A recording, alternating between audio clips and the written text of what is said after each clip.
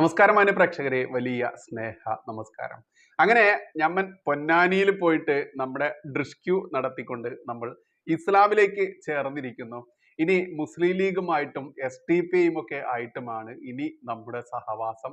നമ്മൾ ഇനി പ്രവർത്തിക്കാൻ പോകുന്നതും വാഗൊണ്ട് സംസാരിക്കാൻ പോകുന്നതും ഒക്കെ അതിന് വേണ്ടിയിട്ടാണ് എന്നുള്ളത് ഇതോടുകൂടി പ്രഖ്യാപിക്കുകയാണ് മാന്യ പ്രേക്ഷകരെ, പ്രഖ്യാപിക്കുകയാണ് അല്ലെ. നമുക്ക് കഴിഞ്ഞ ദിവസം ഞാനൊരു വീഡിയോ ചെയ്തിട്ടുണ്ടായിരുന്നു. അപ്പോൾ ആ വീഡിയോയ്ക്ക് റീച്ച് കിട്ടേണ്ടത് അത്യാവശ്യ ഘട്ടമായിരുന്നു. കാരണം അത്ര വലിയ സാമ്പത്തിക പ്രതിസന്ധിയിലായിരുന്നു നിന്നിരുന്നത്. ഇപ്പോഴും അത് തന്നെയാണ്. കാരണം മറ്റൊന്നുകൊണ്ടുമല്ല, ഒരുപാട് കേസുകൾ, എന്ത് പറഞ്ഞാലും കേസ്, ആ കേസുകൾ നേരിടാൻ വേറെ യാതൊരു മാർഗവുമില്ല.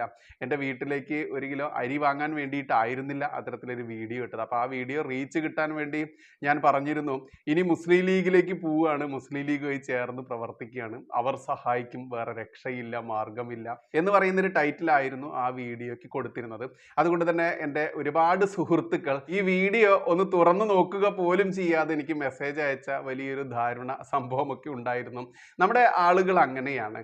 എന്തെങ്കിലും കേട്ടാൽ അതല്ലെങ്കിൽ കണ്ടാൽ അതിൻ്റെ പൂർണ്ണ രൂപം മനസ്സിലാക്കാതെ അപ്പോൾ എടുത്തു ചാടിക്കൊണ്ട് അങ്ങോട്ട് ആക്ഷൻ എടുക്കും. അത്തരത്തിൽ ആക്ഷൻ എടുത്ത് ഒരുപാട് ആളുകൾ എന്ത് പറ്റി ബൈജുബായി, നിങ്ങൾ മുസ്ലിം ലീഗിലേക്ക് പോവുകയാണോ എന്നൊക്കെ ചോദിച്ചുകൊണ്ട് ഒരുപാട് മെസ്സേജുകളും ഒരുപാട് കോളുകളും ഇങ്ങനെ ഇപ്പോഴും വന്നുകൊണ്ടിരിക്കുകയാണ്. അതുകൊണ്ട് അതിനൊരു വിശദീകരണം ആവാമെന്ന് മാത്രം ഉദ്ദേശിച്ചാണ് ഈ വീഡിയോ. നോക്കൂ, മറ്റൊന്നുകൊണ്ടുമല്ല, ഞാൻ നേരത്തെ പറഞ്ഞു, എൻ്റെ വീട്ടിലേക്ക് 1 കിലോ 1 മണി അരി വാങ്ങാൻ വേണ്ടിയിട്ടല്ല ഞാൻ മാന്യ പ്രേക്ഷകരോട് സഹായം അഭ്യർത്ഥിച്ചത്. ഞാൻ 2019 ഈ ന്യൂസ് കഫേ, ചാണക്യ ന്യൂസ് എന്നുള്ള പേരിൽ ഒട്ടേറെ ചാനലുകൾ തുടങ്ങുന്നത്. അതിനു മുമ്പ് കൃത്യമായിട്ടും അധ്വാനിച്ചുകൊണ്ട് തന്നെയാണ് ഞാൻ എൻ്റെ കുടുംബം പോറ്റിയത്. ഇപ്പോഴും അധ്വാനം ഇല്ലേ എന്ന് ചോദിച്ചു കഴിഞ്ഞാൽ അധ്വാനമുണ്ട്. 2019 വരെ, 2019 ശേഷമാണല്ലോ നമ്മുടെ ചാനൽ തുടങ്ങുന്നത്, അതുവരെ എനിക്കുണ്ടായിരുന്ന ബിസിനസ് സംരംഭങ്ങൾ അത് പൂർണ്ണമായിട്ടും വിറ്റ് ഒഴിവാക്കിയതിന് ശേഷമാണ് ഞാൻ ഈ ചാനൽ മേഖലയിലേക്ക് കയറുന്നത്. കാരണം മലപ്പുറം എന്ന് പറയുന്ന ജില്ലയെക്കുറിച്ച് നിങ്ങൾക്ക് എന്തറിയാം? മതേതര മലപ്പുറമാണ്, വെറും മലപ്പുറം എന്ന് പറയാൻ പാടില്ല. നോക്കൂ, കുഞ്ഞുനാൾ മുതൽ ജനിച്ചു വളർന്ന എൻ്റെ ഈ നാടിനെ കുറിച്ച് എനിക്കറിയുന്ന അത്ര എന്നെ കേൾക്കുന്ന മറ്റ് ജില്ലക്കാർക്കോ മറ്റ് പ്രദേശത്തുകാർക്കോ അറിയില്ല എന്നുള്ളതാണ് യാഥാർത്ഥ്യം. മലപ്പുറത്തിന് എന്താടാ പ്രശ്നം, ഈ മലപ്പുറം നാട്ടിലേടാ നിനക്ക് ജീവിക്കാൻ അവസരം തരുന്നത് എന്നൊക്കെ പറഞ്ഞ് നമ്മുടെ മുക്കാലന്മാരൊക്കെ ഇവിടെ വരുമായിരിക്കും. നോക്കൂ, മലപ്പുറത്ത് ഹിന്ദുവിന് അവൻ്റെ സ്വാഭിമാനത്തോടു കൂടി ഒരിക്കലും ജീവിക്കാനാവില്ല, ഇനി അങ്ങോട്ട് ആവുകയും ഇല്ല എന്നുള്ളതാണ് യാഥാർത്ഥ്യം. എനിക്കറിയാം, ഞാനിവിടെ ബിസിനസ് ചെയ്ത സമയത്തൊക്കെ നമ്മൾ കയ്യിലൊരു ചരട് കെട്ടിക്കൊണ്ടോ നെറ്റിയിലൊരു കുറി വരച്ചുകൊണ്ടോ, എന്തിനേറെ നമ്മളിടുന്ന ടീഷർട്ടിന് വല്ല കാവി കളറോ ഓറഞ്ച് കളറോ, ഇനി വേണ്ട നമ്മളൊരു കാവി മുണ്ടൊക്കെ ഉടുത്തുകൊണ്ട് നമ്മുടെ ബിസിനസ്സുമായി ബന്ധപ്പെട്ട് എവിടെയെങ്കിലും സംസാരിക്കാൻ ചെന്ന് കഴിഞ്ഞാൽ അവിടെ തീർന്നു അവൻ്റെ ബിസിനസ് എന്നുള്ളതാണ്. എന്തുകൊണ്ടാണ് ഇവിടുത്തെ ഭൂമിയും ഇവിടുത്തെ ബിസിനസ്സും എല്ലാം എങ്ങനെയാണ് ഈ മുസ്ലിങ്ങളുടെ കൈവശം എത്തിയതെന്ന് ചിന്തിക്കുമ്പോഴാണ് ഓരോ ഹിന്ദുവും ചിന്തിക്കേണ്ടത്, നീ ഒരു തുണ്ട് ഭൂമി വിൽക്കുകയാണെങ്കിൽ പോലും അത് നിനക്ക് അന്ത്യകൂദാശ അതല്ലെങ്കിൽ അന്ത്യത്തിനുള്ള വകുപ്പായി മാറുമോ എന്നുള്ളത് നീ 100 വട്ടം ചിന്തിക്കേണ്ടതുണ്ട്. മലപ്പുറത്തെ ഹിന്ദുവായാലും ഇനി മറ്റ് കേരളത്തിലെ ഏതൊരു ജില്ലയിലെ ഹിന്ദുവായാലും എന്ന് ഞാൻ ഉറക്കെ പറയും. പച്ചയ്ക്ക് കാര്യങ്ങൾ പറയുമ്പോൾ അത് വർഗീയതയും ഇവിടെ ചെയ്യുന്ന കാര്യങ്ങളൊക്കെ മതേതരവും ആകുമ്പോൾ ഈ പച്ചയ്ക്ക് പറയുന്ന ഈ വാക്കുകളൊന്നും ഒരിക്കലും ഞാൻ നിർത്താൻ പോകുന്നില്ല. നോക്കൂ, നമ്മളുടെ വായ അടയ്ക്കാൻ വേണ്ടി വരുന്ന ഒരുപാട് കേസുകൾ, ആ കേസുകൾ നേരിടാൻ എന്നെക്കൊണ്ട് എൻ്റെ ഇപ്പോഴത്തെ സാമ്പത്തിക അവസ്ഥ വെച്ച് സാധിക്കുന്നില്ല എന്നുള്ളത് കൊണ്ടാണ് ഞാൻ നിങ്ങളോട് അപേക്ഷിച്ചുകൊണ്ട് ഒരു വീഡിയോ ഇട്ടത്. അതല്ലാതെ എനിക്ക് ഒരു AC കാറ് വാങ്ങാനോ അതല്ലെങ്കിൽ ഇന്ന് ചൂടാണല്ലോ, ഭയങ്കര ചൂടാണല്ലോ, വീട്ടിലേക്ക് 2-3 AC ഫിറ്റ് ചെയ്യാനോ ഞങ്ങൾക്ക് ആർഭാടമായിട്ട് ജീവിക്കാനോ വേണ്ടി ആയിരുന്നില്ല. അതുകൊണ്ട് അത് മനസ്സിലാക്കുന്ന ഒരുപാട് ആളുകളുണ്ട്. അതിനിടയിൽ ഉപദേശ കമ്മിറ്റിക്കാരും ഒരുപാട് വന്നിട്ടുണ്ടായിരുന്നു, വരാറുണ്ട്. അത് മെസ്സേജുമായിട്ടും കോളായിട്ടും ചെയ്യുന്ന ആളുകളുണ്ട്. അവരൊക്കെ പറയുന്നൊരു കാര്യമുണ്ട്, പോയി അധ്വാനിച്ച് ജീവിക്കണോ എന്നുള്ളത്. നോക്കൂ, അധ്വാനിച്ച് തന്നെയായിരുന്നു ജീവിച്ചത് 2019 വരെ. 2019 ഈ ചാനൽ തുടങ്ങിയതിന് ശേഷം ഒരിക്കലും നമ്മളുടെ ഈ മുഖവും വെച്ചുകൊണ്ട് ഒരു അധ്വാനം ഇവിടെ നടക്കില്ല. കാരണം മലപ്പുറം എന്ന് പറയുന്ന ജില്ല ഇനി മറ്റു ജില്ലകളിൽ പോയി ചെയ്തുകൂടെ എന്ന് ചോദിക്കുമ്പോൾ ഇവിടെ ചാനൽ നടത്തുന്ന ഇത്തരത്തിൽ പച്ചയ്ക്ക് കാര്യങ്ങൾ പറയുന്ന കുറച്ച് പേരെങ്കിലും ഇവിടെ വേണം, ഇവിടെ നിലനിന്ന് പോകണമെന്ന് ആഗ്രഹമുള്ള ആളുകളോടാണ് ഞാൻ ആ റിക്വസ്റ്റ് നടത്തിയത്. കാരണം എനിക്ക് കേസുകൾ നടത്തിക്കൊണ്ടുപോകാനുള്ള സാമ്പത്തിക ആ ഒരു കഴിവൊന്നുമില്ലാത്ത ആൾ തന്നെയാണ്, കുടുംബം നടത്തിക്കൊണ്ടു പോകുന്നുണ്ട്. അതിൻ്റെ കൂടെ കേസിന് വേണ്ടത് നിങ്ങൾക്കറിയാം, കേസുമായി ബന്ധപ്പെട്ട് മുന്നോട്ട് പോയിട്ടുള്ള ആളുകൾക്കൊക്കെ അറിയാൻ പറ്റും, പറ്റും. 1ഉം 2ഉം 3000 4000 5000 രൂപയൊന്നും പോരാ. ഒരു കേസ് നടത്തണമെന്നുണ്ടെങ്കിൽ ആ ഇരിക്കുന്ന ഒരു വ്യക്തിയുടെ തലയിലേക്ക് 17ഉം 18ഉം 19ഉം കേസും ഒക്കെ വരിക. എന്തിനാണ് ഈ കേസ്? നോക്കൂ, 2019 വരെ ഞാൻ ജീവിച്ചത്, എനിക്കിപ്പോൾ 47 വയസ്സായി. അതുകൊണ്ട് തന്നെ ഇത്രയും വർഷം ഞാൻ ജീവിച്ചത് അധ്വാനിച്ചുകൊണ്ട് തന്നെയാണ്. പക്ഷേ ഈ ചാനൽ മേഖലയിലേക്ക് വന്നതുകൊണ്ട്, ദേശീയ രാഷ്ട്രീയത്തിൽ ഊന്നിക്കൊണ്ട്, എൻ്റെ രാജ്യത്തിന് സംഭവിച്ചുകൊണ്ടിരിക്കുന്ന ഈ മൂല്യച്യുതിയിൽ ഈ രാജ്യദ്രോഹികളെ പച്ചയ്ക്ക് തുറന്നു കാട്ടിക്കൊണ്ട് രംഗത്ത് വന്നതുകൊണ്ട് എനിക്ക് വന്നിട്ടുള്ള നഷ്ടം ചെറുതൊന്നുമല്ല. എൻ്റെ ബിസിനസ് സംരംഭങ്ങൾ പൂർണ്ണമായിട്ടും വിൽക്കേണ്ടി വന്നു. മാത്രമല്ല ഈ ചാനൽ മേഖലയിൽ മാത്രം ചുരുങ്ങേണ്ടി വന്നു. പുറത്തിറങ്ങിക്കൊണ്ട് മറ്റൊരു തൊഴിലിലേക്ക് നമ്മൾക്കൊന്നും പോകാൻ പറ്റില്ല. കാരണം ഇവിടെ ഹിന്ദു എന്ന് പറയുന്ന നാമധാരി, നെറ്റിയിൽ കുറി തൊട്ടവനോ കയ്യിൽ ചരട് കെട്ടിയവനോ കാവിമുണ്ടുടുത്തവനോ ഹിന്ദു നാമധാരിയോ ക്ഷേത്രത്തിൽ പോകുന്ന ഒരു വ്യക്തിക്കോ ഒരു ബിസിനസ് സ്ഥാപനം നടത്തി കൊണ്ടുപോകണമെന്നുണ്ടെങ്കിൽ വലിയ ബുദ്ധിമുട്ട് തന്നെയാണ്. ഇനി അതൊന്നുമില്ല, ഇത് മതേതര കേരളമാണ്, ഇത് കേരളമാണ്, ഇത് കേരളമാണ് എന്ന് പറയുന്നവന്മാരോട് പറയാനുള്ളത്, നീയൊക്കെ മലപ്പുറത്തൊന്ന് വന്ന് ജീവിച്ച് കാണിക്കടോ. ഏതെങ്കിലും ഒരു ഹിന്ദുവിൻ്റെ വിജയിച്ച് മുന്നേറിക്കൊണ്ടുപോയിരിക്കുന്ന ഒരു ബിസിനസ് സ്ഥാപനം കാണിച്ചതാണ് ഉണ്ടാവട്ടോ. ഏതെന്നറിയാമോ? ബാറ് നടത്തിപ്പുകാരുണ്ടായിരിക്കും. ആ മേഖലയിലേക്ക് വെറ്റകൾ വരില്ല. മറ്റേതെങ്കിലും ഒരു മേഖലയിൽ ഒരു ഹിന്ദു വിജയിച്ചതായിട്ട് മുന്നോട്ട് പോകുന്ന കാര്യങ്ങൾ നിങ്ങളൊന്ന് കാണിച്ചു തരിക. ഞാൻ ഏകദേശം ഒരു 1.5 വർഷം മുൻപ് എൻ്റെ ഒരു സുഹൃത്തിന് വേണ്ടി ഞാനൊരു സ്ഥാപനം തുടങ്ങി കൊടുത്തു. എൻ്റെ കയ്യിൽ നിന്ന് കാശ് എടുത്തുകൊണ്ടല്ല. ഞാൻ എൻ്റെ കാറ്, ചെറിയൊരു കാറാണ്, ആ കാറ് ലോണിന് വെച്ചുകൊണ്ട് 4-5 ലക്ഷം രൂപ എടുത്തുകൊണ്ട് ഞാൻ എൻ്റെ സുഹൃത്തിന് കൂടി വേണ്ടിയിട്ടൊരു സ്ഥാപനം തുടങ്ങി. നോക്കൂ, ആ സ്ഥാപനത്തിനെതിരെ ഈ സ്ഥാപനത്തിൻ്റെ ചുറ്റുവട്ടവുമുള്ള ഞമ്മൻ്റെ 5-6 തള്ളാഹു കുക്കുംബർ ടീം പള്ളികളുണ്ടല്ലോ, അതിലൂടെ നടത്തിയ ആഹ്വാനമൊക്കെ ഒന്ന് കേൾക്കേണ്ടത് തന്നെയായിരുന്നു. അങ്ങനെ ഏതായാലും അത്യാവശ്യം 4-5 മാസം കൊണ്ട് തന്നെ ആ 5-6 ലക്ഷം പോയി കിട്ടി എന്നുള്ളതാണ്. ലോണ് ഇന്ന് ഞാൻ അടച്ചുകൊണ്ടിരിക്കുന്നു. അത്തരത്തിൽ നമ്മൾക്കിവിടെ സ്ഥാപനം തുടങ്ങാനോ അതല്ലെങ്കിൽ എന്തിനും ഇവിടെ മതേതര മലപ്പുറത്ത് എല്ലാത്തിനും സാധ്യമാണെന്ന് പറയുന്ന ആളുകളെ ഞാൻ വെല്ലുവിളിക്കുകയാണ്. നീയൊക്കെ കാണിച്ചു താടോ വിജയകരമായിട്ട് ഇവിടെ മുന്നോട്ട് പോകുന്ന ഏതെങ്കിലും ഒരു ഹിന്ദുവിൻ്റെ സ്ഥാപനം കാണിച്ചു തന്നാം. നോക്കൂ, 100-ൽ 1-2 അല്ലെങ്കിൽ 100%-ൽ 1-2% മാത്രം ഇവിടെ ഹിന്ദുവിനെ എന്ന് പറയാൻ പറ്റില്ല, ഹിന്ദു നാമധാരിക്ക് എന്തെങ്കിലുമൊക്കെ ആയി മുന്നോട്ട് കൊണ്ടുപോകാൻ പറ്റുകയുള്ളൂ. അതിന് അവൻ മതേതരനാണ്, അതല്ലെങ്കിൽ സുഡാപ്പികളുടെ ആസനം താങ്ങി അവൻ എറിഞ്ഞു കൊടുക്കുന്ന നക്കാപ്പിച്ച നക്കി അവൻ്റെ അമേധ്യം ഭക്ഷിച്ചിട്ട് മുന്നോട്ട് പോകുന്ന ഏതെങ്കിലും ഹിന്ദു നാമധാരിയുടെ സ്ഥാപനം മാത്രമേ. ഈ മലപ്പുറം ജില്ല പോലെ ഇനി നിങ്ങൾ തന്നെ നിങ്ങളുടെ ജില്ലയിൽ തന്നെ നിങ്ങളൊന്ന് ആലോചിച്ച് നോക്കുക, എത്ര ആളുകൾ ഹിന്ദു നാമധാരികൾ സ്ഥാപനം നടത്തുന്നുണ്ട്. അതുകൊണ്ട് ഞാനിവിടെ പറയുന്ന സത്യങ്ങൾ കേൾക്കുമ്പോൾ അത് വർഗീയമായി തോന്നുന്ന ഇവിടുത്തെ ഹിന്ദു ക്രിസ്ത്യൻ നാമധാരികളോട് ഞങ്ങൾ വലിയ മതേതരന്മാരാ എന്നും ഉദ്ദേശിച്ച് നടക്കുന്ന ഈ പറയുന്ന കമ്മ്യൂണിസ്റ്റ് കോൺഗ്രസ് വർഗത്തിൽപ്പെട്ട, എന്തിനേറെ SDPI പോലെയുള്ള തീവ്രവാദ സംഘടനയുടെ രാഷ്ട്രീയ സംഘടന അതിൽ പോലും പ്രവർത്തിക്കുന്ന ഹിന്ദുക്കൾ ഉണ്ടായിരിക്കാം. അതുകൊണ്ട് ഞാനിവിടെ നിങ്ങളടുത്ത് സഹായവുമായി രംഗത്ത് വന്നത് മറ്റൊന്നുമല്ല, എനിക്ക് കേസ് നടത്താൻ വേണ്ടി തന്നെയാണ്. ഈ കേസ് ഞാൻ എൻ്റെ കുടുംബത്തിന് വേണ്ടി സംസാരിച്ചത് കൊണ്ടല്ല, ഈ നാടിന് വേണ്ടി, ഈ നാടിൽ മറ്റൊരു കാശ്മീരായി കൊണ്ടിരിക്കുന്ന ആ കാശ്മീർ പണ്ഡിറ്റുകളുടെ അവസ്ഥ വന്നുകൊണ്ടിരിക്കുന്ന ഹൈന്ദവർക്ക് വേണ്ടി സംസാരിച്ചത് കൊണ്ട് തന്നെയാണ്. അതുകൊണ്ട് ഹൈന്ദവർക്ക് വേണ്ടി സംസാരിച്ചത് കൊണ്ട് ഒരു BJPയോ അതല്ലെങ്കിൽ RSSകാരോ വന്നുകൊണ്ട് മോനെ നിനക്ക് മാസത്തിൽ ഇത്ര തരാമെന്ന് പറഞ്ഞ് സഹായിക്കുന്ന ഏർപ്പാടൊന്നും നമ്മളെ നാട്ടിലില്ല. നോക്കൂ, കഴിഞ്ഞ ദിവസം ഞാൻ ഒറ്റപ്പാലത്ത് പോയിരുന്നു. നമ്മുടെ മേജർ രവി സാർ മത്സരിക്കുന്ന മണ്ഡലം, അതിനടുത്തുള്ള ഷൊർണൂർ മണ്ഡലം, ഈ 2 മണ്ഡലങ്ങളിലും ഞാൻ കഴിഞ്ഞ ദിവസം യാത്രയായിരുന്നു. അവിടുത്തെ കുറച്ച് വീഡിയോസൊക്കെ എടുത്ത് നമ്മുടെ ചാനലിൽ പബ്ലിഷ് ചെയ്തിട്ടുണ്ട്. നമുക്ക് എത്ര പേർ ആ വീഡിയോ കാണാറുണ്ട്? നമ്മുടെ ആളുകൾക്ക് വേണ്ടത് എന്തെന്നറിയാമോ? മസാലയും എരിവും പുളിയുമുള്ള കാര്യങ്ങളാണ്. യാഥാർത്ഥ്യങ്ങൾ പറയുന്ന ഒന്നും നമ്മുടെ ആളുകൾക്ക് വേണ്ട. അതാണ് നമ്മുടെ മലയാളികളുടെ പ്രബുദ്ധത. ഇവിടെ സത്യം പറയുന്നവർക്കല്ല. ഇവിടെ ഇടതുപക്ഷ അടിമ, കോൺഗ്രസ് വലതുപക്ഷ അടിമ, ഈ 2 അടിമകൾ മാത്രമേ ഈ നാട്ടിലുള്ളൂ. അതിനൊക്കെ മാറ്റം വരുന്നുണ്ട്, ചെറിയ ചെറിയ രീതിയിൽ മാറ്റം വരുന്നുണ്ട്. ആ മാറ്റം വരുന്നതിൽ ചെറിയൊരു ക്രെഡിറ്റും ഞങ്ങളെപ്പോലത്തെ ആളുകൾക്കുണ്ട്. കാരണം നമ്മളെപ്പോലത്തെ കുഞ്ഞു കുഞ്ഞു മാധ്യമങ്ങൾ പച്ചയ്ക്ക് യാഥാർത്ഥ്യങ്ങൾ അതേ ഭാഷയിൽ തന്നെ അതേ വീര്യം ചോരാതെ പറയുമ്പോൾ അതിനെ നിശബ്ദമാക്കേണ്ടത് ഇവിടുത്തെ പ്രത്യേക ഒരു മതവിഭാഗത്തിൻ്റെയും ആ മതവിഭാഗത്തിൻ്റെ വോട്ട് വാങ്ങി ജയിച്ചുകൊണ്ട് ഇവിടുത്തെ ഹിന്ദുവിനെയും ക്രിസ്ത്യാനിയെയും അടിച്ചൊതുക്കി തീർക്കാൻ വേണ്ടി വെമ്പൽ കൊണ്ട് നടക്കുന്ന കമ്മ്യൂണിസ്റ്റുകാരുടെയും കോൺഗ്രസ്സുകാരുടെയും ആവശ്യം തന്നെയാണ്. അതുകൊണ്ട് നമ്മളൊന്നും ഇത് നിർത്താൻ പോകുന്നില്ല. പലരും പറയുന്നുണ്ട് ഇതൊക്കെ നിർത്തി വേറെ വല്ല പണിക്കും പോടോ എന്നുള്ളത്. നോക്കൂ, ഇത്തരത്തിലുള്ള കുഞ്ഞു മാധ്യമങ്ങൾ നിർത്തിക്കുക എന്നത് തന്നെയാണ് ഇവരുടെയൊക്കെ ഉദ്ദേശം. ആ ഉദ്ദേശം നടപ്പിലാക്കരുത്, നടപ്പിലാവാൻ പാടില്ല. സത്യസന്ധമായി പച്ചയ്ക്ക് യാഥാർത്ഥ്യങ്ങൾ വെള്ളം ചേർക്കാതെ അതേ രീതിയിൽ തന്നെ പറയേണ്ടതുണ്ട്. അത് പറയുമ്പോൾ മാത്രമേ ജനങ്ങളുടെ കണ്ണ് തുറക്കുകയുള്ളൂ. ഹിന്ദു എന്ന് പറയുന്ന വർഗത്തിൻ്റെയും ക്രിസ്ത്യാനി എന്ന് പറയുന്ന വർഗത്തിൻ്റെയും മതേതര പട്ടമണിഞ്ഞ് നടക്കുന്ന ആ പട്ടമുണ്ടല്ലോ, അതവൻ വലിയ വലിച്ചെറിഞ്ഞുകൊണ്ട് യാഥാർത്ഥ്യത്തിലേക്ക് ഊളിയിട്ടുകൊണ്ട് ഇവിടുത്തെ രാജ്യമാണ് പ്രധാനം, രാഷ്ട്രമാണ് പ്രധാനം, പിന്നെയാണ് രാഷ്ട്രീയവും മതവും എന്നുള്ള ആ രീതിയിലേക്ക് മാറുകയുള്ളൂ. അതിൻ്റെ ദൃഷ്ടാന്തങ്ങൾ കണ്ടു തുടങ്ങിയിട്ടുണ്ട്. കഴിഞ്ഞ ദിവസം ഒറ്റപ്പാലമായാലും ഈ പറയുന്ന ഷൊർണൂരായാലും ആ 2 മണ്ഡലങ്ങളിലേ പോകാൻ പറ്റിയുള്ളൂ. കാരണം മറ്റൊട്ടേറെ മണ്ഡലങ്ങളിൽ പോയി നമ്മൾ വർക്ക് ചെയ്യണമെന്നുണ്ടെങ്കിൽ, വീഡിയോ എടുത്ത് പബ്ലിഷ് ചെയ്യണമെന്നുണ്ടെങ്കിൽ അവിടെ നമ്മൾ നിൽക്കാനുള്ള ചെലവ്, മാത്രമല്ല ഈ വീഡിയോ എഡിറ്റ് ചെയ്ത് അപ്ലോഡ് ചെയ്യാനുള്ള ഈ വൈഫൈ സൗകര്യം, ഇതൊക്കെ വേണം. ദൗർഭാഗ്യം എന്ന് പറയട്ടെ, നമ്മുടെ BJP എന്ന് പറയുന്ന രാഷ്ട്രീയ സംഘടന, ആ സംഘടന പോലും ഇത്തരത്തിലുള്ള ചാനലുകളെ കൃത്യമായിട്ടും അകറ്റി നിർത്തുന്നുണ്ടോ എന്ന് ഒരു സംശയം നമ്മൾക്ക് എല്ലാവർക്കും ഉണ്ട്. മാധ്യമങ്ങളിലൂടെ വിവരം വരുന്നത് ദൃശ്യ മാധ്യമങ്ങൾ, പ്രമുഖ എന്ന് കൂട്ടിച്ചേർക്കേണ്ടതുണ്ട്.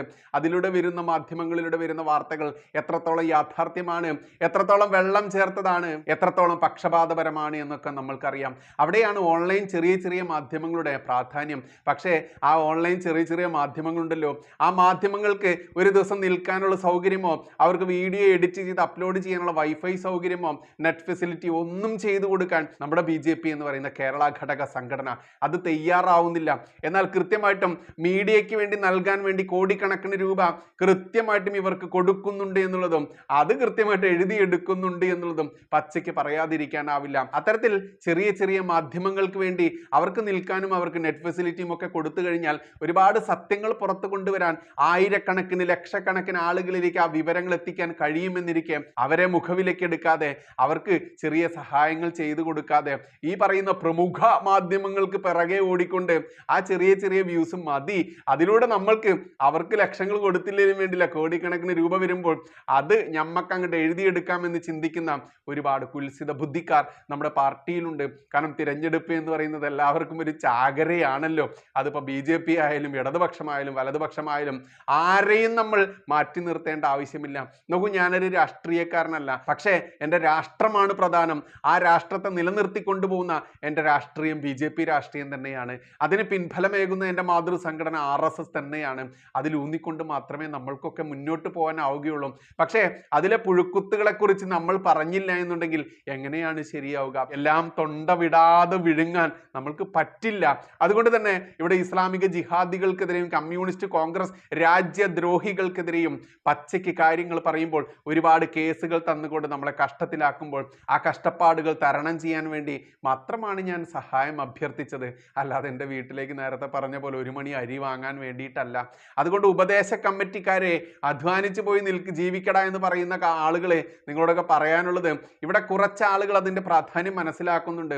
എനിക്ക് പറയാൻ പറ്റാത്തത്, എൻ്റെ രാഷ്ട്രത്തിന് സംഭവിച്ചുകൊണ്ടിരിക്കുന്ന അപജയങ്ങൾ, അതല്ലെങ്കിൽ മൂല്യച്യുതി, അത് കൃത്യമായിട്ട് പച്ചയ്ക്ക് വിളിച്ചു പറയുന്ന ഇത്തരം ചെറിയ മാധ്യമങ്ങൾ നിലനിന്ന് പോവേണ്ടത് എൻ്റെ ആവശ്യമാണ്, എൻ്റെ രാഷ്ട്രത്തിൻ്റെ ആവശ്യമാണ്, എൻ്റെ വരാനിരിക്കുന്ന തലമുറയുടെ ആവശ്യമാണെന്ന് മനസ്സിലാക്കുന്ന കുറച്ച് ആളുകളുണ്ട്. ആ ആളുകൾക്ക് മുൻപിലാണ് നമ്മുടെ ഈ സഹായം അഭ്യർത്ഥിച്ചിട്ടുള്ളത്. അതുകൊണ്ട് സഹായം വീണ്ടും അഭ്യർത്ഥിക്കുക തന്നെയാണ്. കുറച്ച് സംഖ്യയൊക്കെ കിട്ടിയിട്ടുണ്ട്, പക്ഷേ അത് പോരാതെ തന്നെയാണ് ഇരിക്കുന്നത്. അതുകൊണ്ട് കൃത്യമായിട്ടും ഇത്തരത്തിലുള്ള ചെറിയ ചാനലുകൾ, ആ ചാനലുകൾ പച്ചയ്ക്ക് സത്യം വിളിച്ചു പറയുമ്പോൾ അവരെ നിശബ്ദമാക്കാൻ വേണ്ടി ശ്രമിക്കുന്ന ഭരണകൂടമായാലും ഇസ്ലാമിക ജിഹാദികളായാലും രാജ്യദ്രോഹികൾ സകലരും ശ്രമിക്കുമ്പോൾ അതിനെതിരെ പ്രതിരോധിച്ചുകൊണ്ട് മുന്നോട്ട് പോകാൻ നിങ്ങളുടെ സഹായം അഭ്യർത്ഥിക്കുക തന്നെയാണ്. GPay നമ്പർ ഈ സ്ക്രീനിൽ തന്നെ കൊടുത്തിട്ടുണ്ട്. മാത്രമല്ല അക്കൗണ്ട് ഡീറ്റെയിൽസ് നമ്മുടെ ഡിസ്ക്രിപ്ഷനിലും ആദ്യ കമൻറ്റുമായിട്ട് പിൻ ചെയ്ത് വെച്ചിട്ടുണ്ട്. അതുകൊണ്ട് മാക്സിമം സഹായിക്കുക. അതല്ലാതെ ഞാൻ മുസ്ലിം ലീഗിലേക്കോ SDP-യിലേക്കോ ഈ പൊന്നാനിയിൽ പോയി സുന കട്ട് ചെയ്തുകൊണ്ട് മുക്കാലനാവാനോ പോവുക എന്നല്ല ആ വീഡിയോ കൊണ്ട് അർത്ഥമാക്കിയിട്ടുള്ളത്. അത് പൂർണ്ണമായിട്ടും കാണാതെ അതിൻ്റെ ടൈറ്റിൽ മാത്രം കണ്ടുകൊണ്ട് ഒരുപാട് ആകുലതയോടെ എന്നെ വിളിച്ച, എനിക്ക് മെസ്സേജ് അയച്ച എല്ലാ ആളുകളോടും വലിയ സ്നേഹം, ചെറിയ സഹായങ്ങൾ നൽകിയിട്ടുള്ള എല്ലാ ആളുകളോടും ഒരുപാട് സ്നേഹം. വലിയ സഹായത്തിലേക്ക് നമ്മുടെ ചെറിയ സഹായങ്ങൾ എത്തിച്ചേരുമെന്നുള്ളത് കൊണ്ട് തന്നെ നിങ്ങളുടെ ചെറിയ സഹായങ്ങൾ വരേണ്ടതുണ്ട്. 17-ലധികം കേസുകൾ ഒഴിവാക്കി വന്ന് ഇനിയിപ്പോൾ കുറച്ച് കേസുകൾ കൂടിയുണ്ട്. അത് ഒഴിവാക്കാൻ എനിക്ക് നിങ്ങളുടെ സഹായം കൂടിയേ തീരൂ. ഇത്രയും നാൾ നമ്മൾ ഈ സഹായം ഒന്നും അഭ്യർത്ഥിച്ചിട്ടില്ല. അതുകൊണ്ട് തന്നെ എന്നെ ഉപദേശിക്കാൻ നടക്കുന്ന ആളുകൾ സ്വയം ചിന്തിക്കുക. ഇത്തരത്തിൽ പച്ചയ്ക്ക് കാര്യങ്ങൾ പറയുന്ന ആളുകൾ ഈ നാട്ടിൽ ഇല്ല എന്നുണ്ടെങ്കിൽ നമ്മുടെ നാടിൻ്റെ അവസ്ഥ എവിടേക്കാണ് പോവുക? നിങ്ങൾ പറയാൻ ഉദ്ദേശിച്ച, നിങ്ങളുടെ നാവിൽ ഇങ്ങനെ ചൊറിഞ്ഞു വന്ന കാര്യങ്ങൾ നമ്മൾ പച്ചയ്ക്ക് ഒരു മടിയുമില്ലാതെ, ഒരു ഒളിച്ചു വെപ്പുമില്ലാതെ ഇതേ ഭാഷയിൽ പറയുമ്പോൾ ആ ഭാഷ കേൾക്കാൻ, അതല്ലെങ്കിൽ അതിലൂടെ മാറ്റം വരാൻ നമ്മുടെ നാടിനാവുന്നുണ്ട്. അതാണ് ഞാൻ കഴിഞ്ഞ ദിവസം പറഞ്ഞ ഷൊർണൂരായാലും ഒറ്റപ്പാലമായാലും പോയി പ്രവർത്തിച്ച സമയത്ത് സമയത്ത് അത്ഭുതങ്ങൾ സംഭവിക്കാൻ പോവുക തന്നെയാണ്. ഈ വരുന്ന 9-ാം തീയതി നമ്മൾ വോട്ട് കുത്തുന്നു. അതിനുശേഷം മെയ് 4-ാം തീയതി റിസൾട്ട് വരുമ്പോൾ നമ്മളൊക്കെ ഇത്രയും നാൾ സഹിച്ച ത്യാഗമുണ്ടല്ലോ, ഒട്ടേറെ ജയിൽവാസമായാലും ഒട്ടേറെ പോലീസ് സ്റ്റേഷൻ കേസുകളുമായിട്ട് മുന്നോട്ട് പോകുമ്പോഴും ആ ത്യാഗത്തിൻ്റെ ചെറിയൊരു റിസൾട്ട് നമ്മൾക്ക് എല്ലാവർക്കും കിട്ടും. അത് തന്നെയാണ് മാറ്റം. ആ മാറ്റത്തിന് വേണ്ടി ഈ കലിയുഗത്തിലൂടെ സഞ്ചരിച്ചു കൊണ്ടിരിക്കുന്ന നമ്മൾ ഇടത് കവിളിൽ കിട്ടുമ്പോൾ വലത് കവിൾ കാട്ടിക്കൊടുത്തുകൊണ്ട് ഹിന്ദു എന്നും ഒരു പീഡിതനായിക്കൊണ്ട് മുന്നോട്ട് പോകേണ്ട ആവശ്യമില്ല. ഇടത് കവിളിൽ കിട്ടിക്കഴിഞ്ഞാൽ തിരിച്ച് വലതും ഇടതും അടിച്ചു പൊട്ടിക്കുന്ന രീതിയിലേക്ക് ശൗര്യത്തോടെ ധീരതയോടെ ധീരനായി വേണം ഹിന്ദു വളരാൻ, നമ്മുടെ വരും തലമുറ വളരാൻ. അല്ലാതെ ഇനിയും അടിമകളായിട്ട് ബ്രിട്ടീഷുകാരായാലും അതിനു മുൻപുള്ള ടിപ്പു അടക്കമുള്ള ഇസ്ലാമിക ജിഹാദി അധിനിവേശ ശക്തികൾക്കടക്കം നമ്മൾ വശംവദരായത് എങ്ങനെ? നമ്മുടെ തലമുറയെ മതം മാറ്റിക്കൊണ്ട് മലപ്പുറം ജില്ല പോലെയുള്ള ബഹുഭൂരിപക്ഷം വരുന്ന ഹിന്ദു ഭൂരിപക്ഷമുള്ള ഏരിയ എങ്ങനെയാണ് ഇന്ന് മുസ്ലിം ഭൂരിപക്ഷമായത്? മലബാർ എന്ന് പറയുന്ന ആ പ്രദേശത്ത് വാരിയംകുന്നൻ എന്ന് പറയുന്ന കൊടും ഭീകരവാദി 1921 ഇസ്ലാമിക തീവ്രവാദി, ആ തീവ്രവാദി അന്ന് ചെയ്തു വെച്ച കൃത്യങ്ങളെ ഇന്നും മഹത്വവൽക്കരിച്ചുകൊണ്ട് വാരിയംകുന്നനാണ് ഞങ്ങളുടെ നേതാവ്. അന്നത്തെ ആ ഒരു വാരിക്കുന്തവും വാളും ഒന്നും കുന്തവും ഞങ്ങളൊന്നും അറബിക്കടലിൽ ഒഴുക്കിയിട്ടില്ല. അവിലും മലലും കരുതി വെച്ചോ ഹിന്ദുവേ, കുന്തിരിക്കം കരുതി വെച്ചോ ക്രിസ്ത്യാനി എന്ന് മുദ്രാവാക്യം വിളിച്ചുകൊണ്ട് ഇന്നും ഇസ്ലാമിക ഭീകരതയുടെ പിൻതലമുറക്കാർ ഇങ്ങനെ ആക്രോശിച്ചുകൊണ്ട് രംഗത്ത് വരുമ്പോൾ അവരെ പച്ചയ്ക്ക് തുറന്നു കാട്ടാൻ രംഗത്ത് വരുന്ന നമ്മളെ നിശബ്ദമാക്കാൻ ഏതെങ്കിലും ഹിന്ദു നാമധാരിയോ ക്രിസ്ത്യൻ നാമധാരിയോ വരുന്നുണ്ടെങ്കിൽ അവിടെ പറയാനുള്ളത്, നാളത്തെ നിന്റെ തലമുറയുടെ ജീവിതം എങ്ങനെയായിരിക്കും ഈ നാട്ടിൽ എന്നുള്ളത് നീ ചിന്തിച്ചിട്ടുണ്ടോ? കാശ്മീർ പണ്ഡിറ്റുകൾക്ക് 1990 ശേഷം സംഭവിച്ച, 1921 പോണ്ട, 1990 ശേഷം സംഭവിച്ച കാശ്മീർ പണ്ഡിറ്റുകളുടെ ആ ചരിത്രം നീ ഒന്ന് വായിച്ചു നോക്കടോ. നിന്റെ വിരൽ തുമ്പിലുണ്ട് എല്ലാ ചരിത്രവും. ഗൂഗിൾ എടുക്കുക, എന്നിട്ട് കാശ്മീർ പണ്ഡിറ്റുകൾക്ക് സംഭവിച്ച ദാരുണത എന്താണ് എന്ന് ചിന്തിക്കുക. നമ്മൾക്ക് മുൻപിൽ ഈ വെറും 36-40 വർഷത്തിന് മുൻപ് തന്നെ സംഭവിച്ച ഇസ്ലാമിക കൊടുംഭീകരത ചിന്തിക്കുക. അതുകൊണ്ട് വരാനിരിക്കുന്ന നിന്റെയും എൻ്റെയും തലമുറയുണ്ടല്ലോ, ആ തലമുറയ്ക്ക് സ്വാഭിമാനത്തോടെ എൻ്റെ പെറ്റനാട്, എൻ്റെ കേരളം, എൻ്റെ പ്രബുദ്ധ കേരളം എന്ന ചിന്തയോടെ ജീവിച്ചു പോകണമെന്നുണ്ടെങ്കിൽ ഈ പച്ചയായ സത്യങ്ങൾ പച്ചയ്ക്ക് നാട്ടുകാരോട് വിളിച്ചു പറയേണ്ടതുണ്ട്. അത് വിളിച്ചു പറയുമ്പോൾ നമ്മളെപ്പോലത്തെ ആളുകളെ വർഗീയവാദിയും തീവ്രവാദിയും ഒക്കെ ആക്കിക്കൊണ്ട് ജയിലിൽ അടച്ചാലും നിശബ്ദനാക്കാൻ വേണ്ടി കേസുകൾ തന്ന് ലക്ഷക്കണക്കിന് രൂപയുടെ ബാധ്യത വരുത്തി കഴിഞ്ഞാലും അവിടെ തളരുന്നത് ആരാണെന്നും ശക്തി ക്ഷയിക്കുന്നത് ആരാണെന്നും ചിന്തിക്കുക നീ. അത്തരത്തിൽ ആ ചിന്തിക്കുന്ന തലമുറയോടാണ്, ആളുകളോടാണ് ഞാൻ സഹായം അഭ്യർത്ഥിച്ചത്. അതുകൊണ്ട് ഞാൻ മുസ്ലിം ലീഗിലേക്കോ സുഡാപ്പിസത്തിലേക്കോ പൊന്നാനിയിൽ പോയി മറ്റത് സുന കട്ട് ചെയ്തുകൊണ്ടോ പോകുന്നില്ല എന്നല്ല അതുകൊണ്ട് അർത്ഥമാക്കിയത്. ആ വീഡിയോ കാണാത്തവർക്കായിട്ട് ഇതിൻ്റെ അവസാനം ആ വീഡിയോയും കൊടുക്കുന്നുണ്ട്. എന്തായാലും മാന്യ പ്രേക്ഷകരുടെ മാക്സിമം സഹായം ആവശ്യമാണ്, അത്യന്താപേക്ഷിതമാണ്. ചെറിയ ചെറിയ സഹായങ്ങൾ കിട്ടിയിട്ടുണ്ട്, പക്ഷെ അത് പോരാ എന്നുള്ളത് തന്നെയാണ്. അതുകൊണ്ടാണ് ഇത്തരത്തിലുള്ളൊരു വീഡിയോ വീണ്ടും ഇട്ടിരിക്കുന്നത്. ഗൂഗിൾ പേ നമ്പർ ഈ സ്ക്രീനിൽ തന്നെ കൊടുത്തിട്ടുണ്ട്. അക്കൗണ്ട് ഡീറ്റെയിൽസ് ഇതിൻ്റെ ഫസ്റ്റ് കമൻ്റായിട്ട് പിൻ ചെയ്ത് വെച്ചിട്ടുണ്ട്, ഡിസ്ക്രിപ്ഷനിലും കൊടുത്തിട്ടുണ്ട്. അതുകൊണ്ട് മാക്സിമം സഹായിക്കുക. പച്ചയ്ക്ക് സത്യങ്ങൾ പറയേണ്ടത്, പറഞ്ഞറിയിക്കേണ്ടത് ചെറുകിട മാധ്യമങ്ങൾക്ക് മാത്രമേ സാധ്യമാവുകയുള്ളൂ. പ്രമുഖ ചാനലുകാർ കാശ് വാങ്ങിക്കൊണ്ട് അവൻ്റെയൊക്കെ അജണ്ടയ്ക്ക് അനുസരിച്ച് പ്രവർത്തിക്കുമ്പോൾ അതിന് ഘടകവിരുദ്ധമായിട്ട് ഇത്തരത്തിലുള്ള നമ്മളെപ്പോലെയുള്ള ചെറുകിട ചാനലുകൾ സത്യം പറയണം. ഈ നാട്ടിൽ ഹിന്ദുവിനും ക്രിസ്ത്യാനിക്കും തൻ്റെ ഇടത്തോടുകൂടി നട്ടലോടുകൂടി ജീവിക്കാനുള്ള അവകാശം കിട്ടണം. അതിനുവേണ്ടി പച്ചയ്ക്ക് പറയേണ്ടതുണ്ട്. ആ പച്ചയ്ക്ക് യാഥാർത്ഥ്യങ്ങൾ പറയുന്ന നമ്മളെപ്പോലെയുള്ള ചാനലുകൾ നിലനിർത്തി കൊണ്ടുപോകേണ്ടത് എൻ്റെ കൂടി ആവശ്യമാണെന്ന് ചിന്തിക്കുന്ന എല്ലാ ആളുകളും സഹായിക്കുക. അതുകൊണ്ട് എൻ്റെ വീട്ടിലേക്ക് അരി വാങ്ങാനോ പോയി അധ്വാനിച്ച് ജീവിക്കടാ എന്നും പറഞ്ഞ് ഉപദേശ കമ്മിറ്റിക്കാരുടെ കമൻറ്റ് അതിന് അതിൻ്റേതായുള്ള മൂല്യത്തോടു കൂടി തന്നെ കൊടുത്തുകൊണ്ട് തള്ളിക്കളഞ്ഞുകൊണ്ട് തന്നെ ഇത്തരത്തിലൊരു വിശദീകരണം നിങ്ങളോട് പറയേണ്ടി വന്നു എന്നുള്ളത് വലിയ വേദനാജനകം തന്നെയാണ്. എന്തായാലും ആദ്യത്തെ ആ വീഡിയോ കാണാത്തവർക്കായി ഇതിൻ്റെ തുടർച്ചയായിട്ട് ആ വീഡിയോ കൂടെ കൂട്ടിച്ചേർക്കുന്നുണ്ട്. നിങ്ങളുടെ ചെറിയ ചെറിയ സഹായങ്ങൾ അത് വലിയ വലിയ സഹായമായി മാറുന്നത് കൊണ്ടാണ് എല്ലാവർക്കും കഴിയുന്ന രീതിയിൽ സഹായിക്കുക. എനിക്ക് വേണ്ടിയല്ല, നമ്മുടെ നാടിന് വേണ്ടി എന്ന ചിന്ത ചിന്തിക്കുന്ന ആളുകൾക്ക് മാത്രമാണ്, ആ ആളുകളിലേക്ക് മാത്രമാണ് ഈ വീഡിയോ. നന്ദി, നമസ്കാരം. ജയ് ഹിന്ദ്, ജയ് ശ്രീറാം. പ്രിയപ്പെട്ടവരെ നമസ്കാരം, വലിയ സ്നേഹ നമസ്കാരം. പലരും സ്നേഹത്തോടെ ചോദിക്കുന്ന ഒരു ചോദ്യമാണ്, സർ അതല്ലെങ്കിൽ ബൈച്ചേട്ടാ കാണാറില്ലല്ലോ ഇപ്പോൾ ചാനലിൽ ഒട്ടും, എന്ത് പറ്റി എന്നൊക്കെ ചോദിക്കാറുണ്ട്. അപ്പോൾ അവർക്ക് ഓരോരുത്തർക്കും വ്യക്തിപരമായിട്ട് നമുക്ക് മറുപടി കൊടുക്കാൻ പറ്റില്ലല്ലോ. ഒരുപാട് ആളുകൾ എന്നെ സ്നേഹിക്കുന്ന, നമ്മുടെ ചാനലിനെ സ്നേഹിക്കുന്ന, എൻ്റെ തീവ്ര നിലപാടുകളെ സ്നേഹിക്കുന്ന, വെള്ളം ചേർക്കാത്ത എന്തും പച്ചയ്ക്ക് അതേ ഭാഷയിൽ പറയുന്ന ആ ഭാഷാ ശൈലിയെ സ്നേഹിക്കുന്ന ലക്ഷക്കണക്കിന് ആളുകൾ, അതിൽ ആയിരക്കണക്കിന് ആളുകൾ ചോദിക്കുന്ന ഒരു ചോദ്യമാണ്. അത് വ്യക്തിപരമായിട്ട് ചാനൽ നമ്പറിലും പേഴ്സണൽ നമ്പറിലും ഒക്കെ ചോദിച്ചുകൊണ്ട് സംശയം ചോദിക്കുന്ന ആളുകളുണ്ട്. അവരോടൊക്കെ വളരെ സ്നേഹത്തോടെ ബഹുമാനത്തോടെയാണ് ഈ ഒരു വീഡിയോ അവർക്ക് മുൻപിലേക്ക് വെക്കുന്നത്. പ്രിയപ്പെട്ട സഹോദരങ്ങളെ, എൻ്റെ ജീവിതം എന്ന് പറഞ്ഞാൽ ഒരുപാട് കൈപ്പേറിയ അനുഭവങ്ങളിലൂടെ മാത്രമായിരുന്നു എന്നും എക്കാലവും മുന്നോട്ട് പോയിട്ടുള്ളത്. അത് കുട്ടിക്കാലത്താണെങ്കിലും അതിനുശേഷം യുവാവായിരുന്ന ആ പഠിക്കുന്ന സമയമാണെങ്കിലും പഠനശേഷം ജോലിയിലേക്ക് പ്രവേശിച്ച സമയമാണെങ്കിലും ജോലിയിൽ വ്യാപൃതനായി നടക്കുന്ന ആ സമയമാണെങ്കിലും ഇന്നിപ്പോൾ ആ ജോലിയെല്ലാം വിട്ടുകൊണ്ട് അതല്ലെങ്കിൽ ആ ബിസിനസ് സംവിധാനങ്ങളെല്ലാം വിട്ടുകൊണ്ട് ഈ ചാനൽ മേഖലയിലേക്ക് പ്രവേശിച്ചതിന് ശേഷമാണെങ്കിലും ഒരുപാട് പരീക്ഷണങ്ങളിലൂടെയും ബുദ്ധിമുട്ടുകളിലൂടെയും കഷ്ടപ്പാടുകളിലൂടെയും തന്നെയാണ് നമ്മൾ ഈ ഒരു തീയിൽ കുരുത്തത് വെയിലത്ത് വാടുമോ എന്ന ചോദ്യം അർത്ഥവത്താക്കിക്കൊണ്ട് തന്നെയാണ് മുന്നോട്ട് പോകുന്നത്. മറ്റൊന്നുകൊണ്ടുമല്ല എന്നെ ചാനലിൽ കാണാത്തത്.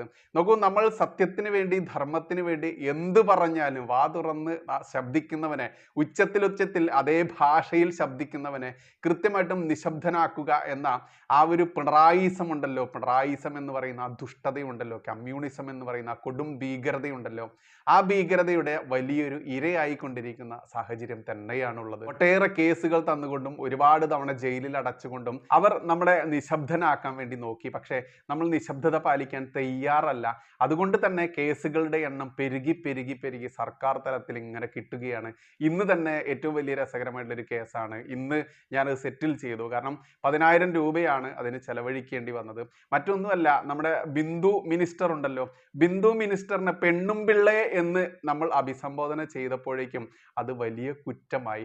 പരനാറി, കടക്ക് പുറത്ത്, ചെറ്റ എന്നുള്ള നികൃഷ്ട ജീവി, അങ്ങനെ ഒട്ടേറെ മലയാള പദങ്ങൾ ഈ കേരളത്തിന് സംഭാവന ചെയ്തിട്ടുള്ള, മലയാള ഭാഷയ്ക്ക് സംഭാവന ചെയ്തിട്ടുള്ള പിണറായി വിജയനും ഈ മണി എന്ന് വിളിക്കുന്ന മണി എന്ന് വിളിക്കുന്നവൻ്റെ നാടൻ ഭാഷയൊക്കെ കേട്ടിട്ടുള്ള, നോക്കൂ, എൻ്റെ ശൈലി ഇത് തന്നെയാണ്. ബഹുമാനിക്കേണ്ടവനെ നമ്മൾ കൃത്യമായിട്ടും ബഹുമാനിക്കും, ആദരിക്കേണ്ടവനെ നമ്മൾ കൃത്യമായിട്ടും ആദരിക്കും, അല്ലാത്തവനെ പുച്ഛിക്കേണ്ടവനെ നമ്മൾ പുച്ഛിക്കുക തന്നെ ചെയ്യും. അതുകൊണ്ട് മണിയായാലും പിണറായി വിജയനായാലും ഇനി ഇവൻ്റെയൊക്കെ അപ്പൂപ്പൻ്റെ അപ്പൂപ്പനായി കഴിഞ്ഞാലും പറയേണ്ടവനെ വിളിക്കേണ്ടവനെ അതേ ഭാഷയിൽ തന്നെയേ വിളിക്കുകയുള്ളൂ. അതാണ് ഇന്നിൻ്റെ ആവശ്യം എന്നുള്ളത് മനസ്സിലാവാൻ പോകുന്നതേ ഉള്ളൂ. പലരും ചോദിക്കാറുണ്ട്, എന്തുകൊണ്ടാണ് ഇത്ര തീക്ഷ്ണമായിട്ടുള്ള വാക്കുകൾ, തീവ്രമായിട്ടുള്ള നിലപാടുകൾ, വാക്കുകൾ എന്തിനാണ് പ്രയോഗിക്കുന്നത്? കൃത്യമായിട്ടും പോയിന്റ് ഔട്ട് ചെയ്ത് ലളിതമായിട്ട് സംസാരിച്ചുകൂടെ എന്നുള്ളത്. നോക്കൂ, ഇന്ന് ലളിതമായിട്ട് സംസാരിച്ചാൽ മനസ്സിലാവുന്ന, തലച്ചോറിലേക്ക് കയറുന്ന എത്ര ഹിന്ദുക്കൾ ഈ നാട്ടിലുണ്ട്? ഇല്ല എന്നുള്ളതാണ് ഈ യാഥാർത്ഥ്യം. ഇത്ര കണ്ട് തീവ്രമായിട്ട് സംസാരിക്കുമ്പോൾ പോലും തലച്ചോറിലേക്ക് കയറാത്ത ഹിന്ദുവിനോട്, എടാ ഹിന്ദുവേ, നീ ഒന്ന് നന്നാവണേ, നീ ഈ കാര്യങ്ങളൊക്കെ ഒന്ന് മനസ്സിലാക്കണേ, കേരളത്തിൽ നടക്കുന്ന ഇസ്ലാമിക ജിഹാദിവൽക്കരണം നീ മനസ്സിലാക്കണേ, മുസ്ലിങ്ങളൊക്കെ ഒറ്റക്കെട്ടായി നിന്നുകൊണ്ട് ഹിന്ദുക്കളെ ക്രൂശിക്കുന്നത് നീ മനസ്സിലാക്കണേ, ക്രിസ്ത്യാനികൾ അവൻ്റെയൊക്കെ തടി രക്ഷപ്പെടുത്തും, നീ ഒറ്റപ്പെട്ടു പോവും കെട്ടോടാ എന്നൊക്കെ സ്നേഹത്തോടെ ചിരിച്ച് പറഞ്ഞു കഴിഞ്ഞാൽ എത്ര ഹിന്ദുക്കളായിരിക്കും അത് മനസ്സിലാക്കുക? ഇല്ലെന്നേ. അതുകൊണ്ട് തന്നെയാണ് ഈ നാട്ടിൽ നടക്കുന്ന തീവ്രമായിട്ടുള്ള, തീക്ഷ്ണമായിട്ട് നടക്കുന്ന, കൃത്യമായിട്ട് നടക്കുന്ന, തെളിവ് സഹിതമുള്ള കാര്യങ്ങൾ പച്ചയ്ക്ക് നമ്മൾ അതേ ഭാഷയിൽ തന്നെ വിളിച്ചു പറയുന്നത്. അതിൻ്റെ റിസൾട്ട് എപ്പോഴാണ് കിട്ടുന്നതെന്നറിയാമോ? ഇപ്പോൾ കിട്ടിത്തുടങ്ങിയിട്ടുണ്ട്. ഹിന്ദുവിന് മനസ്സിലായി തുടങ്ങിയിട്ടുണ്ട്, ഹിന്ദുവിന് വേറെ രക്ഷകർ വേറെ ഇല്ല എന്നുള്ളതും, ഹിന്ദുവിന് ആകെ രക്ഷകർ RSSും BJPയും ഹിന്ദു സംഘടനകളും മാത്രമേ ഉള്ളൂ എന്നും ഹിന്ദുവിന് മനസ്സിലായിട്ടുണ്ട്. ആ മനസ്സിലാക്കുന്ന ആ പോയിന്റ് തന്നെയാണ് ഞങ്ങളെപ്പോലത്തെയുള്ള ആളുകളുടെ വിജയം എന്ന് പറയേണ്ടതുണ്ട്. ഹിന്ദുക്കൾ ഇന്ന് ഉണർന്നിട്ടുണ്ട്, ഹിന്ദുക്കൾ മനസ്സിലാക്കി തുടങ്ങിയിട്ടുണ്ട്.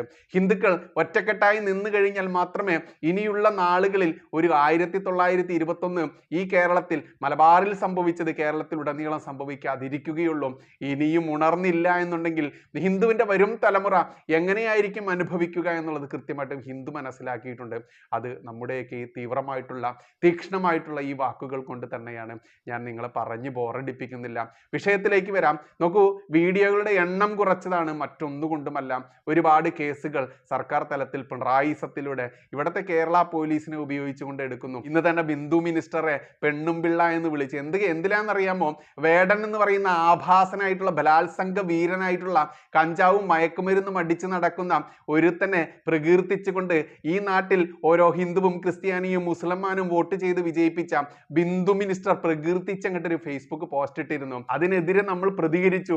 ആ പ്രതികരിച്ച സമയത്ത് ബിന്ദു മിനിസ്റ്ററെ പെണ്ണും പിള്ളയെന്നൊന്ന് വിളിച്ചങ്ങോട്ട് പോയി. ഓ, നികൃഷ്ട ജീവി, ചെറ്റ കടക്കുപുറത്ത്, കുലംകുത്തി എന്നുള്ള ഒട്ടേറെ വാക്കുകളൊന്നും ഈ നാട്ടിൽ പ്രശ്നാധിഷ്ഠിത വാക്കുകളല്ല. ഈ നാട്ടിൽ ഒരു സ്ത്രീയെ പെണ്ണും പിള്ളയെന്ന് വിളിക്കാൻ പാടില്ല അത്രേ. നമ്മളൊക്കെ നമ്മുടെ എം മണി എന്ന് പറയുന്ന അവൻ്റെ ആ നാടൻ ഭാഷാ ശൈലി ഉപയോഗിക്കുകയാണെങ്കിൽ പെണ്ണും പിള്ള എന്ന് പറയുന്ന വാക്കിന് എന്താണ് കുറ്റം? അതിന് ഇന്ന് കോടതിയിൽ 9,000 രൂപ ഫൈൻ അടയ്ക്കേണ്ടി വന്നു. വക്കീൽ ചിലവടക്കം 10,000 രൂപ ഇന്ന് അടച്ചിരിക്കുന്ന അവസ്ഥയാണ്. അതുകൊണ്ട് തന്നെ ഇനി മുന്നോട്ടുള്ള നാളുകളിൽ ഒട്ടേറെ കേസുകളുണ്ട്. 10-ലധികം കേസുകൾ ഇനിയും നമ്മൾക്ക് ഒഴിവാക്കാനുണ്ട്. അത് ഫൈൻ അടച്ചിട്ടായാലും വേണ്ടില്ല, കേസ് നടത്തിയിട്ടായാലും വേണ്ടില്ല. നമ്മൾക്ക് അറിയാമല്ലോ, ഒരു കേസ് നടത്തണമെന്നുണ്ടെങ്കിൽ എത്രത്തോളം വർഷം നടത്തണമെന്നറിയാമോ? ജുഡീഷ്യറിയെ നമ്മൾ കുറ്റപ്പെടുത്തുകയല്ല. ലക്ഷക്കണക്കിന് കോടിക്കണക്കിന് കേസുകളുള്ള കൂട്ടത്തിൽ പുതിയ പുതിയ കേസുകൾ പരിഗണിക്കുമ്പോഴേക്കും 10, 12, 13, 14, 15 വർഷങ്ങൾ വരും. ആ വർഷങ്ങൾ വരെ കാത്തിരിക്കുമ്പോഴേക്കും നമ്മൾക്ക് 1 ലക്ഷം, 2 ലക്ഷം, 3 ലക്ഷം, 4 ലക്ഷം, 5 ലക്ഷം എന്ന രീതിയിൽ ചിലവഴിക്കേണ്ടി വരും. അതുകൊണ്ട് ഓരോ കേസിനും 10,000 ആയാലും വേണ്ടില്ല, 20,000 വേണ്ടില്ല, ഫൈൻ അടച്ചുകൊണ്ട് ഒഴിവാക്കുക എന്ന ആ ഒരു സംവിധാനത്തിലൂടെ കുറെ കേസുകൾ ഒഴിവാക്കി. പക്ഷേ അതിലും നിൽക്കുന്നില്ല. നമ്മൾ നാടൻ പ്രയോഗത്തിൽ ഞങ്ങൾ മലപ്പുറംകാർ പറയും, മഞ്ഞൾപ്പൊടിയിൽ നിൽക്കുന്ന കേസല്ല ഇത്, മഞ്ഞൾപ്പൊടിയിൽ നിൽക്കില്ല. അതുകൊണ്ട് മഞ്ഞൾപ്പൊടിയിൽ നിൽക്കുന്നില്ല. ഇനി നിങ്ങളുടെ സഹായം എനിക്ക് ആവശ്യമുണ്ട്. എനിക്ക് സഹായിക്കാൻ എൻ്റെ ബന്ധുക്കളോ സുഹൃത്തുക്കളോ ഇല്ല എന്നുള്ളതാണ് യാഥാർത്ഥ്യം. എന്നു മുതൽ 2018 ശേഷം ഞാൻ ഈ ചാനൽ മേഖലയിലേക്ക് വന്നതിന് ശേഷം ബന്ധുക്കളായാലും സുഹൃത്തുക്കളായാലും എനിക്ക് ആകെയുള്ളത് എൻ്റെ ഈ മാന്യ പ്രേക്ഷകർ തന്നെയാണ്. അതുകൊണ്ട് തന്നെ ആ മാന്യ പ്രേക്ഷകരോട് സത്യസന്ധമായിട്ട് കാര്യങ്ങൾ പച്ചയ്ക്ക് പറയാൻ എനിക്ക് യാതൊരു മടിയുമില്ല, അതിൽ നാണവുമില്ല എന്നുള്ളതാണ് യാഥാർത്ഥ്യം. കാരണം നമ്മുടെ ബന്ധുജനങ്ങളോട്, സുഹൃത്തുക്കളോട് നമ്മുടെ അവസ്ഥ പറയാൻ എന്തിനാണ് നമ്മൾ നാണിക്കുന്നത്? എന്തിനാണ് നമ്മൾ അഭിമാനം നോക്കുന്നത്? അതുകൊണ്ട് എനിക്ക് ഈ കേസുകളെല്ലാം ഒഴിവാക്കണമെന്നുണ്ടെങ്കിൽ ലക്ഷക്കണക്കിന് രൂപ ഇനിയും ആവശ്യമാണ്. കാരണം നിങ്ങൾക്ക് എല്ലാവർക്കും അറിയാം, നിയമത്തിന്റെ വശങ്ങൾ അറിയുന്ന ആളുകൾക്ക്, നമ്മൾ എത്രത്തോളമാണ് ഫൈൻ അടച്ചുകൊണ്ട് നമ്മൾ കേസുകൾ ഒഴിവാക്കുക. അതുകൊണ്ട് ഫൈൻ അടച്ചുകൊണ്ട് കേസ് ഒഴിവാക്കുക എന്നുള്ളത് ഒരു ബുദ്ധിയല്ല. ആ ബുദ്ധിയിലൂടെ പോവല്ലേ ബൈജു എന്നുള്ള നിയമ സംവിധാനത്തിൽ നിന്നുള്ള ഉപദേശം കൊണ്ട് തന്നെ ഇതെല്ലാം ഹൈക്കോടതി അതല്ലെങ്കിൽ സുപ്രീം കോടതി അടക്കമുള്ള കോടതികൾ നമുക്ക് ക്വാഷ് ചെയ്യാനുള്ള, തള്ളിക്കളയാൻ വേണ്ടി, ഇതിലൊന്നും കഴമ്പില്ല, നമ്മളെ പെടുത്താൻ വേണ്ടി, നമ്മുടെ വായ അടപ്പിക്കാൻ വേണ്ടി, നമ്മളെ നിശബ്ദനാക്കാൻ വേണ്ടി ഈ പിണറായിസം അതല്ലെങ്കിൽ കമ്മ്യൂണിസം എന്ന് പറയുന്ന ദുഷ്ടന്മാർ ചെയ്യുന്ന ദുഷ്ടത്തരമാണ് എന്ന് കോടതിയെ ബോധിപ്പിച്ചുകൊണ്ട് ക്വാഷ് ചെയ്യാൻ വേണ്ടി കൊടുക്കുന്ന ഓരോ വേളയിൽ തന്നെയാണ് ലക്ഷക്കണക്കിന് രൂപയുടെ ആവശ്യത്തിലൂടെ തന്നെയാണ് കടന്നു പോകുന്നത്. അതിൻ്റെ നൂലാമാലകളിൽ കൂടി തന്നെയാണ് കടന്നു പോകുന്നത്. അതുകൊണ്ട് എനിക്ക് നിങ്ങളുടെ സഹായം ആവശ്യമുണ്ട്.